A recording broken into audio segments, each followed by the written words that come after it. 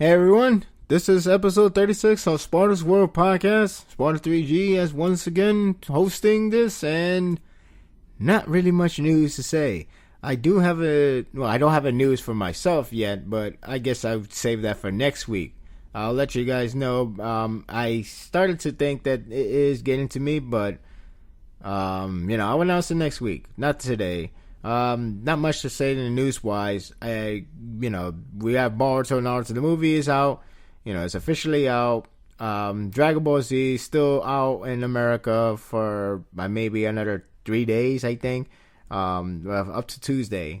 And it's still doing a lot of good job on the box office wise for Dragon Ball Z. It's kind of surprising. Well, actually not really. I just think I never guessed that people are still a fan of the series in America. But then again, when that Twitter trending was showing up in there, the Dragon Ball Super thing, when it showed up, which is very rare, I guess that's why, I guess that's pretty much an indication that Dragon Ball Z is in fact still popular as ever in America. Same thing for Japan, but it seems like America are very, very, loyal to the series itself. In fact, I feel like they're more easy on the target wise than Japan. Japan, with the reaction, it seems like a mix, so it could be a hit and miss.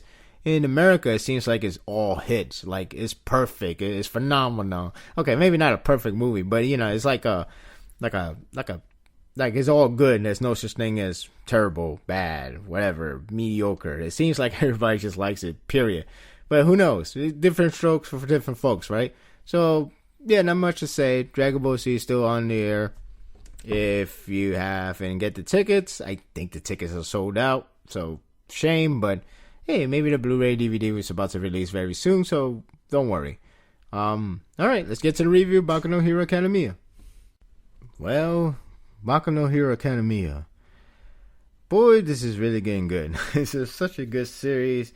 It's perhaps the best out of the three. What they try to make a new trinity of the Weekly Shonen Jump. I remember that page I saw from the magazine where they advertised Black Clover, Boku no Hero Academia, and I think it's called Kagama. I don't know. It's a long name. Kagama, something like that.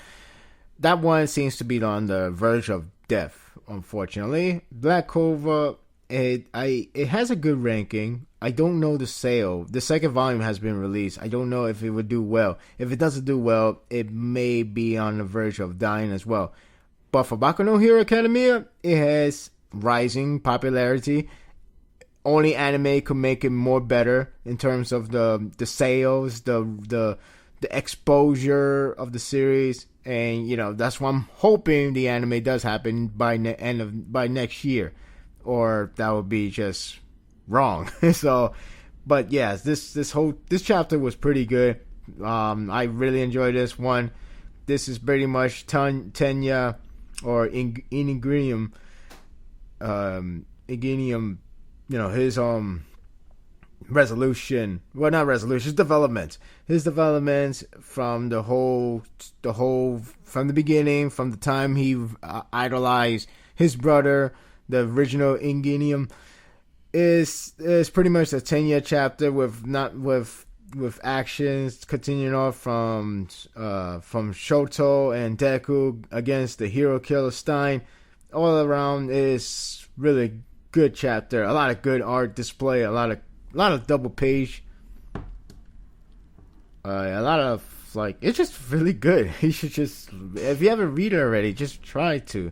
It will take a time because it is like a trend. It is Academy days. Pretty much self-explanatory. It will take its time, but once more and more they learn each different parts of being a hero, each different part of the situation as a hero, is really good. This one is all about what happens when you fight an actual villain that's only aimed for death. That's only pretty much do or die, live or die, or it's like that. This is the first trial. Rather than fighting a villain who probably just be weak, instead they're going after a really high level of villain who is the Stein himself, the hero killer. So that's already just enough. But this whole chapter is pretty much Tenya. His development has finally coming around, and it seems promising for his character because with, I guess you could say that back then for me, he was kind of like a comic relief, no, in a smart sense, like he's like he's very smart and everything, but it's like you would never know how he's gonna work in terms of fighting, how he's gonna work in combat. But in this chapter, it gives you a good idea. And it seems like he's going to be a ass kicker, like literally a kicker. And that's pretty cool, if anything else. So, let's get to the chapter itself. So this is pretty much left off from the last chapter about the set your eyes on the man you want to be. And he's remembering his days where he idolized his brother so much because that's someone he really wants to be. He wants to be the next Ingenium, the next hero that's similar to Ingenium. He never really wanted to be like the replacement, which that's the case, unfortunately for him.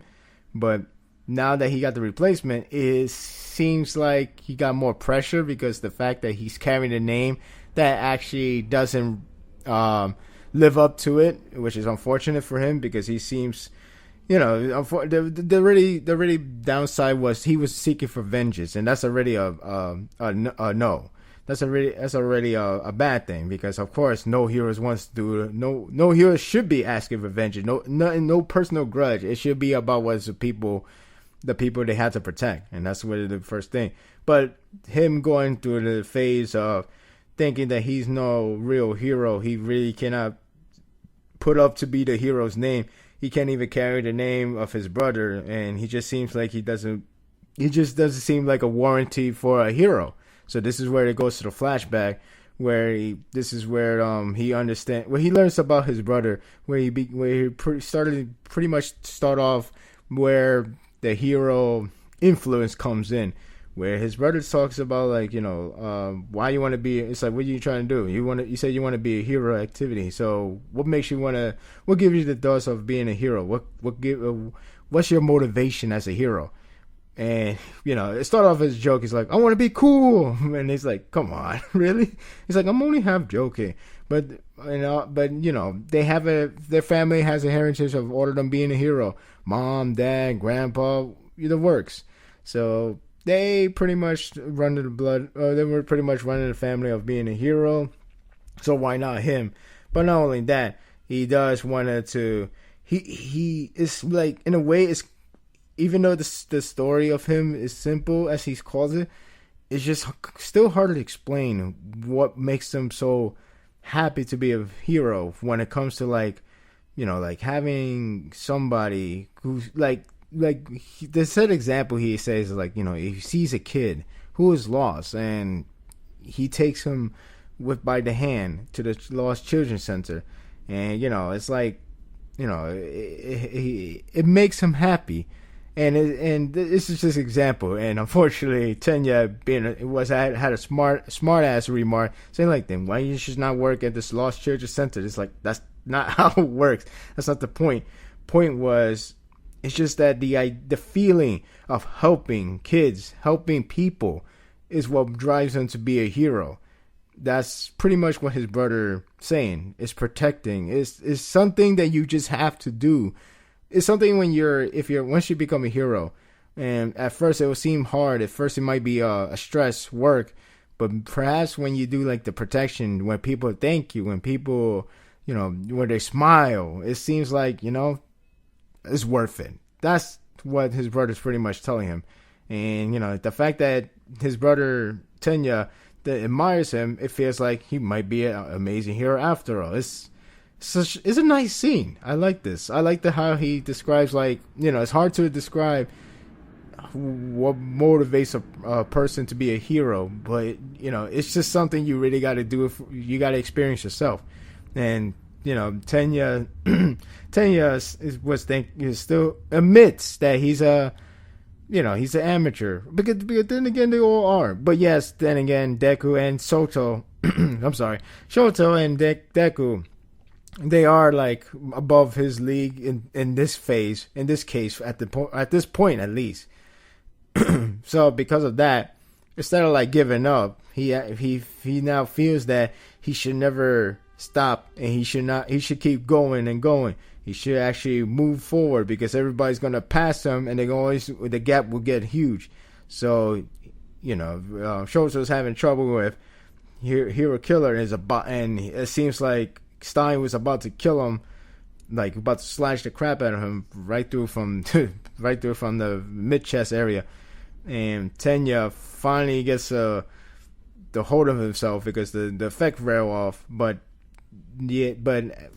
he's finally seeing that he should not stop being a hero, but rather continue and try to, and don't be outpaced by his peers, his friends, his brother. Instead he will press on, and he will not give up. And that's where he kicked the sword out of Stein's right before he was about to slice off Shoto. And he fights on to Stein, and he pushed him away. But yeah, it gets the idea that at least now we know how his fighting could be. This is going to be like a very fast kicker, which is going to be interesting to see. And Deku is so happy to see him back to normal, and managed to save Shoto before he was getting killed. And he just want to he want to apologize for what he has done earlier. But yeah, he's going to make it up by making sure that these guys will not spill blood. In other words, protect them. And Stein recognized the guys pretty much has different looks, no more selfish desire and stuff like that. But even so, he's trying to provoke him, try to make him look like try and make him look like he's still the same guy. You're still selfish. You only care about yourself and everything like that. And then Shoto is trying to tell Tenya to don't even listen to him. He's trying to make you lose your mind again. And Tenya, he established that even though what he says he's trying to do, whatever he's trying to make him mad or anything, it is true that he is not qualified as a hero or bear the name of that hero.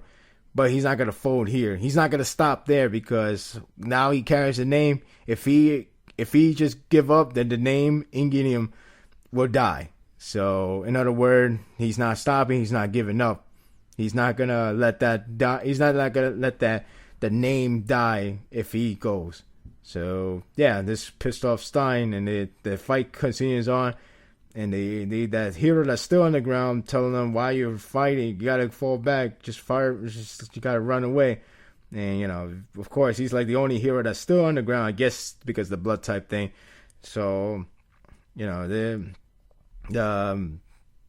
seems like that Stein, he's hell bent to kill these kids. So yeah, he's not messing around anymore. He's really gonna try to kill them for good. And Tenya is having a problem with his Recipros, because they got fried. I guess he used a lot of power when he went to go kick the sword out, because it did break the sword, if I recall. So yeah, but it took a lot of power, and it took a lot of speed, of course. So he asked Shoto to cool it down, which is a smart idea. That was a good idea too, because it would take time to cool down. But instead, he tells him, "Hey, can you help me out and cool it down?" It's like, huh? And Stein again, he's really hell bent to kill these guys. He threw a knife that went through Tenya's arm, which that looked brutal. It's really brutal stuff. And he threw a bigger dagger, a knife, or it looked like a machete, almost looked like a machete from here, and it shot down straight to the ground. So he pretty much got stabbed right to the ground. And Shoto's like, crap, I gotta help him. But then he told him, don't worry, just help me with the leg part. And now Deku's back on his feet, and he's going for the second round. So now Deku's back. He's hoping he can make it. He hoping he could get it to them and get to Stein and stop them, because Stein, again, he's hell bent to kill these guys now that he's really pissed off. And Shoto managed to cool it down, and Tenya, once again, he's being motivated to protect these guys. So he took out the dagger from his mouth, which is crazy stuff. At first, I thought he lost his arm. I was like, whoa, he broke his arm off. But I got the wrong ideas, thankfully. So, yeah, he just took off the arm. His arm is hurt, badly damaged, heavily damaged. But he's not going to stop there because he's going to use his leg to do the fighting. And he was about to kick the crap out of Stein. But speaking of Deku, that's where Deku steps in. And Stein is being cornered by him and Deku. And his kick, Tenya kick and Deku's fist is pretty much needed. And they really, really beat the damage out of him. And that's where the chapter ends. But boy, the display of action was really, really cool. I thought this chapter was pretty good. So solid. It's really getting to me. I don't know how this is going to end. I don't think they're going to beat him, but I think they're going to come really well. And I think Stein is going to be real pissed off the fact that he's getting really his ass kicked by these newcomers, new generation hero, which is the irony of it. So, but for what I'm getting so far, I'm really enjoying this. I'm really liking these progress of these characters, how they managed to fight better now. Shoto, last chapter, he got his resolution. Of course, it's not going to be an end of his character, but the fact that he started using both quirks, and then you see this chapter with Tenya, in the previous chapter we have Deku in a bit, but, Deku is the protagonist. He's going to be an ongoing character development. That's what we're seeing. It's bits by bits. I don't know if anybody's going to show up. Hopefully somebody will show up soon. Like maybe we have in Denver or Gran Torino showing up. Because even though they're doing good, Stein could be, maybe there's more than meets the eyes and he could be just something. But right now they're doing a hell of a beating and I'm really enjoying this more and more. So please, let's get a anime next year. And please don't let it be those low-ranking animation studio. I don't even know if I prefer an anime studio that would just cut down a lot of things and make it quick because they need to make it 26 episode, or get somebody that's like actually cover everything but have a very low budget, and it seems like a lot of things it's just maybe it's not warranted. But we'll see what happens. People don't want Toei. I guess I can't blame you there.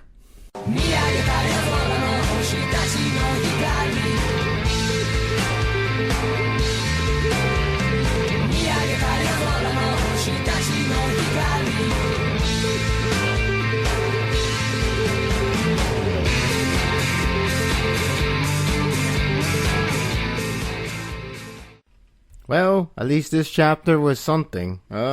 It's not so bad. It was decent for what it is. I mean, at least the action going a little bit quicker, or the fact that action even started. It should be, it should be done by maybe the next chapter. You never know. This Bleach chapter wasn't so bad. It's all action, which is an appropriate thing to do, rather than try to waste a lot of space. And really not much to say about this chapter.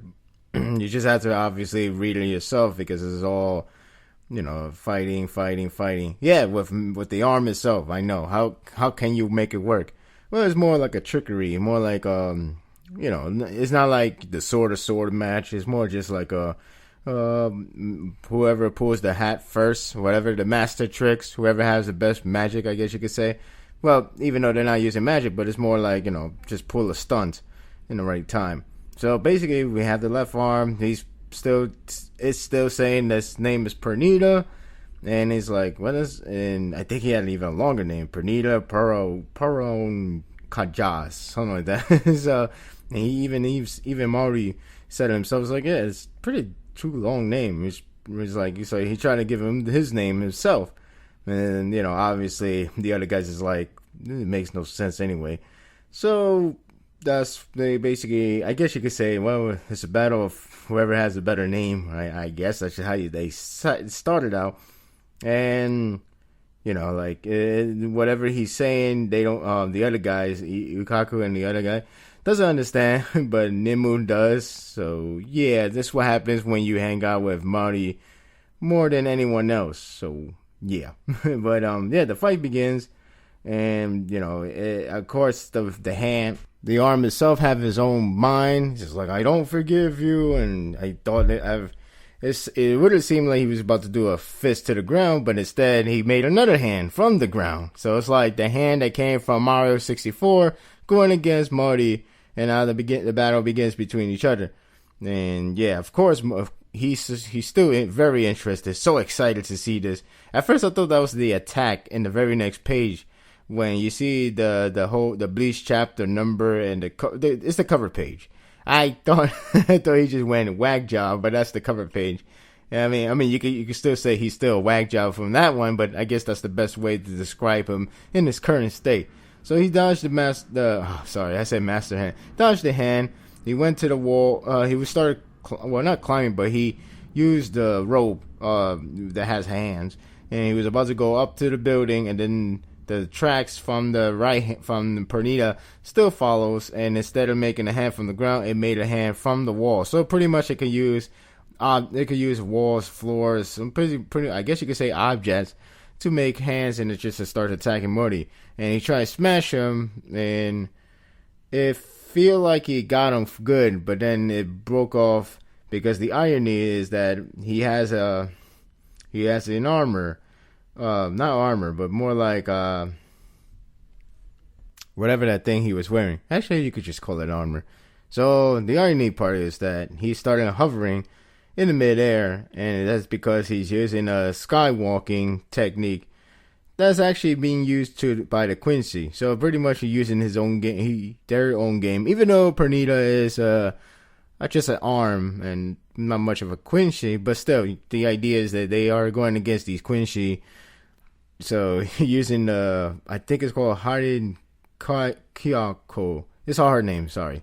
And yeah, that's what he's pretty much using. And it was actually used by Soken and Ishida.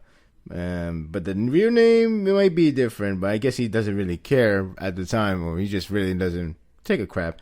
So yeah, then he used that. Then he managed to grab the pinky of the hand, and the Pernita's hand, because it's large, of course. So he managed to grab on with some weird thing. It's muddy. You should expect a lot of weirdness. And blew it off. Pretty much he detonated a bomb around his pinky, and the pinky came off, and looks gross. So yeah, the pinky fell off. Supposedly, you would have thought that now that the finger is detached from a hand, it won't have his own attack way, but it still does. And he tried to wrap around Murray, and it seems like it exploded. But then that's where Murray actually managed to rearrange the position of his nerves, the blood vessels, and the muscles, no less. So he was about to get controlled by Pernita. It was a good way attempted, because you could see his hand was about to get control, like his thumb was breaking off, and then all of a sudden he started to get his control back, just because he rearranged things. So yeah, there's some wacky stuff that's happening in terms of like the body being used, or the way how they have trying to, like I said, it's like a lot of trickery. It's more of that rather than like a lot of like attacks or power beam or anything like that. So a little bit different, but the thing is, Marty fights is always like some scientific or doctorish style ways. I mean, we just have him just did the whole rearranging of the nerves and the blood vessels and the muscles. So the battle still goes on, and Marty is like, "Don't you even think you could control my body so easily?" And you see the hand is still there, and the pinky have his own mind, or rather than like it's still being in control by Pernita himself. And that's the end of the chapter. So pretty much it's just an all action thing, not so bad. I'm not sure how long it would take. Hopefully it doesn't take so long, because there's a lot of things to cover, and hopefully wherever this leads, it should be important rather than just to be a one another fight. But we'll see what happens when it comes to the end.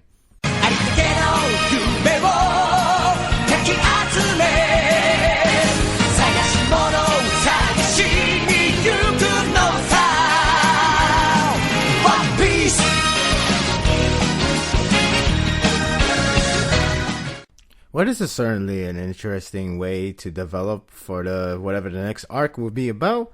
One Piece, well, now they finally get to the part of, we gotta get away before the Marines gets to us. the usual thing that you kind of see a lot from a lot of arcs these days.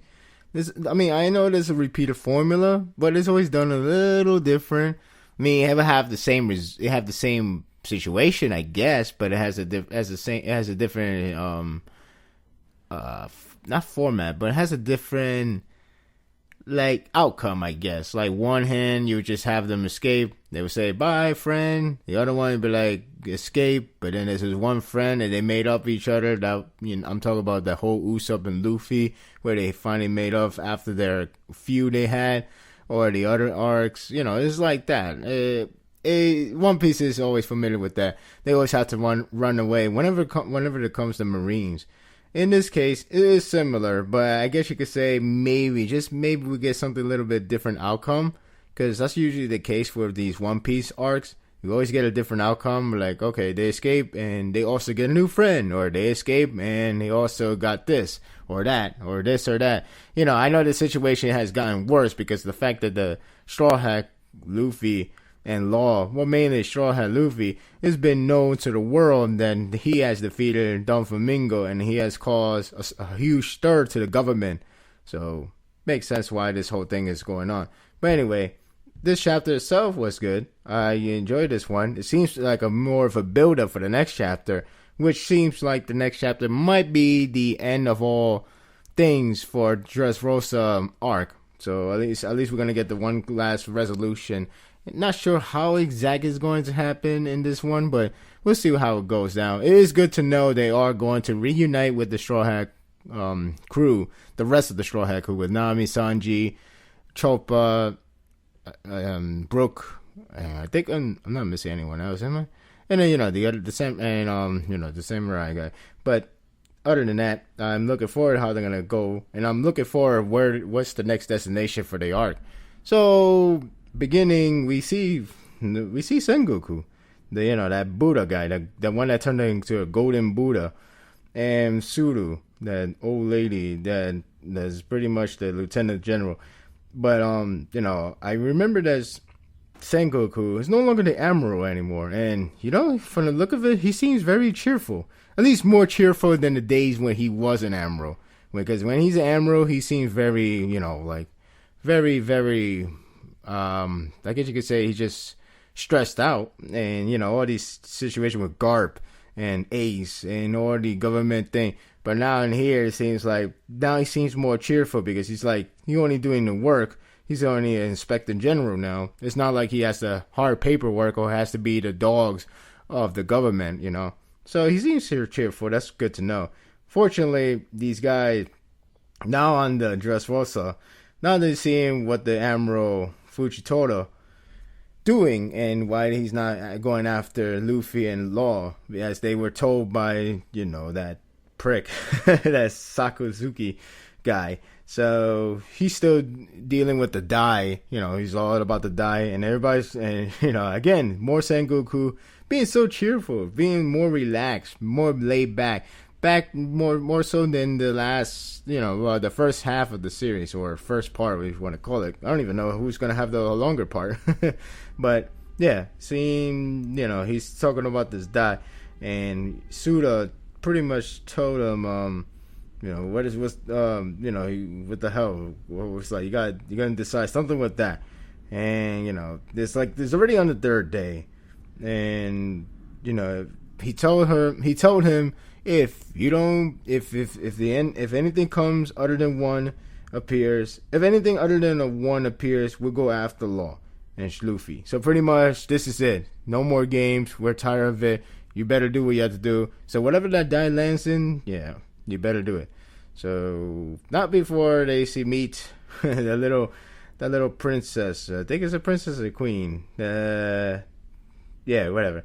Probably princess. Yeah, it's a princess. I remember. Shelly, that little girl who's pretty much donating her into helping the Marines to recover because she has that fruit power. And everybody was like, "Oh, look at the little cute thing." Or because she is small, she looks cute and she's small. I guess that helps a lot of things. So a lot of people just kind of like drift out with the whole seriousness of like, you better go after Luffy and Law if you get this die number.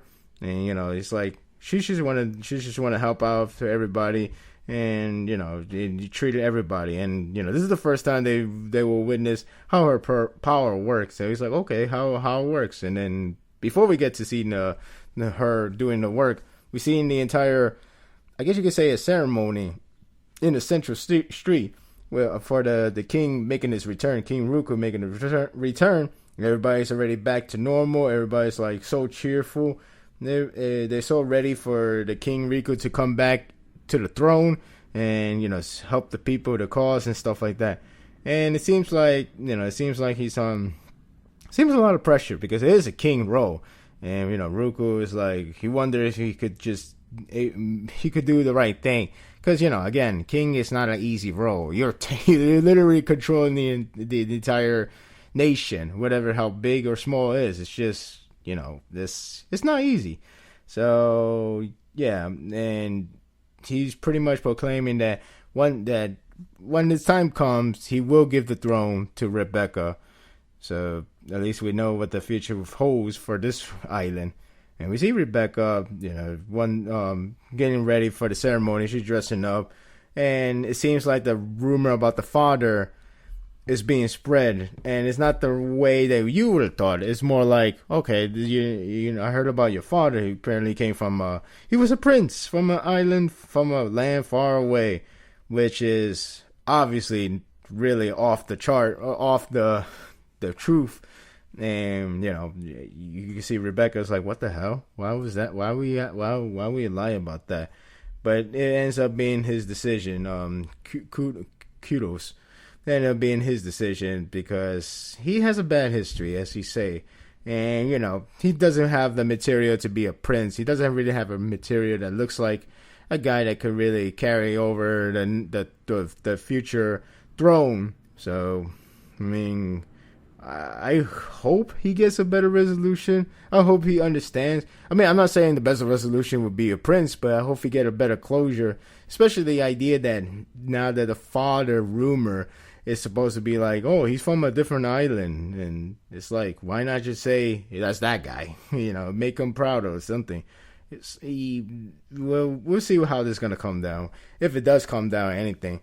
But a lot of people want to suggest that maybe because of that, he's going to enjoy Straw Hat, but I don't think that's the case. I know by the end of the chapter, it almost kind of tells you there's like three candidates, if anything, that they're going to end up going to the island. They end up going to Straw Hat crew, but I think it's just a momentarily thing, and maybe it's just like a lot of resolution come in one ordeal in this next chapter or another chapter.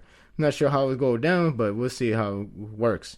So pretty much, Men Shelley just treating everybody's wound, and it's like, oh my goodness, it's like, oh, she's really helping everybody. She has the heal fruit, and Sengoku, as cheerful as before, he's like, you want to help out too, and it seems like so calming and so nice. These Marines is almost, it's funny how these Marines aren't really nice. They're not 100% evil, just how it works, because, it's just the way it is. Sucks, but, again, way it is. So, now they had to get out. Well, like I said about the whole rumor, I already talked about the whole Kira's being the one that spread the false rumor. Now you see Luffy, he's eating everything, but at the same time, he's all sad because the fact that, well, Sabo left, and you can see how he's like trying to talk normal, but he is talking with his mouth full. He's like, we got to catch all wrong. So already they at least planning to get out, but it's always like, why are you angry, Ashley? Why are you angry, sad, sleepy, and hungry? What are you? But about the rumor thing is, Luffy doesn't like that idea. So he keeps saying, "No, you're the father. Stop BSing." And like I already said, he has a bad history. He's not really a fit to be a prince or anything like that. And it's hard for her to understand such thing. And Luffy's still like, "No, you're the father. I don't care. That's the way it is." So yeah, he's not buying it. Of course, it's not his fault. Bartolomeo, shows up and he fanboyed the idea that he fanboys the whole Straw Hat Pirates. They're here. He got so much shades. It's like he's so, I don't know. He calls them the laser beams of greatness. That's one funny way to put it. But anyway, they was like, okay, can you like focus and tell us what the hell is going on? Because he was just fanboy, so he got distracted with the whole idea. It's like, oh my god, look at the Straw Hat Crew. They're like the beam, the greatness. But so yeah, like at least that now we get to focus again. we get the right focus. That now they find out that the whole Marines is getting there.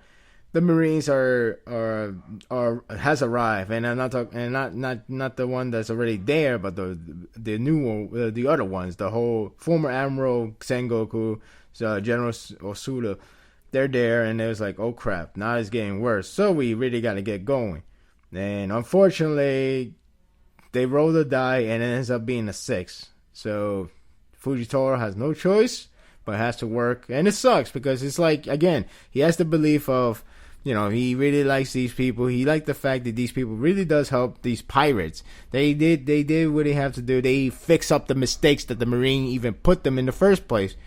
And he likes he's an honest guy, and unfortunately he was forced upon to do work, and he got, again, since more Marine shows up, it feels like he got forced the way he is. I mean, sure, he's been doing this and you try to decide it, but it feels like in this case it gotten worse because the more Marines, it feel like there's more pressure coming to him. So now they rolled a die. Now they decided to go after Luffy, his crew, Law, and they're in a hiding place. They already know where they're at, so they ordered them to go. Now they have to get out of there as soon as possible. So yeah, this it seems like Kuros already have a plan with the Leo and his troops. So they already aware that the Marines already heading there. So it seems like they got some backup plan at the very least whenever the time comes, and this is the time. So now they had to get out. They had to go back and meet the Straw Hat crews. Well, of course, you got to get out first, which is not going to be easy at all. So at least he got comrades. He got the people that's gonna help him out, which is cool for crew to have. Like, there's just so many Marines. You could tell from like every different panels. It's like, damn, it's just too many. Then if it gets worse when you meet up with the top dogs one, like Sengoku, if he does fight, or maybe he just let them slide because he probably knows something. But I don't know. So they're getting ready, and we find out Bellamy is actually there too. And, Bellamy didn't like the idea that he had the chance to die in order to say, well, I live good, whatever. It sucks to be me, bye. But he was spared, and he doesn't understand why he has to do with this, why he has to, why he's alive right now. He should have just just die. But I guess the idea of the story of his would be get a second chance and get something, a better life, because he's been with Don Flamingo and he's been his slave for too long. So maybe that's the case. I don't think he would join the Straw Hat crews, as many people would say. So I doubt that's the case, but at least he would try to find something better, have a better resolution for him. But we'll see how this goes. So then the Marines comes in, they all gather up, they're all getting ready. Luffy, pretty much step out, and then he's about to do something to these guys. And before the chapter ends, we see Rebecca realizing that they all going to leave, and Rebecca's pretty much said like he hasn't thanked him yet. So, I guess like I said, this whole arc thing is getting all their resolution. So she's going to join in with the resolution to close the arc once and for all. And, now Fujitora seems like getting ready to fight on the Straw Hat crews and Law. So things are going to get very serious in the next chapter. Good chapter, pretty much a build-up for the next one. It should be fun how they're going to escape from these Marines. And I don't know if I heard this right, but I do think we don't get a chapter next week. I could be wrong, but if we don't get a next chapter next week, then oh well. we should be used to this right now, right? Sucks, but what can you do? That will do it for today's episode. Hope you guys enjoyed this one. This one kind of went by fast, really fast. Kind of have to rush this because I have to get going. So I'm sorry if I couldn't give too much of an opinion or I haven't given too much of the news. So I had to get going now. But yeah, subscribe to this channel if you haven't already. Support, you spread the words to everyone else. And I got a news for myself. My anime reviews is still up in the page. I had to make a sub page link in my own web page. So I guess I have to do that now. Well, not now, but I got to do that next. So that way you always be up to date, and at least you will know. And of course, I will reorganize a lot of things. So take its time. I'm not gonna try to rush things out. A lot of things doesn't need that rush. So yeah, all right, I'm done. I gotta get going because it's my time to go right now. And I'll see you next time for more. Take care, everyone.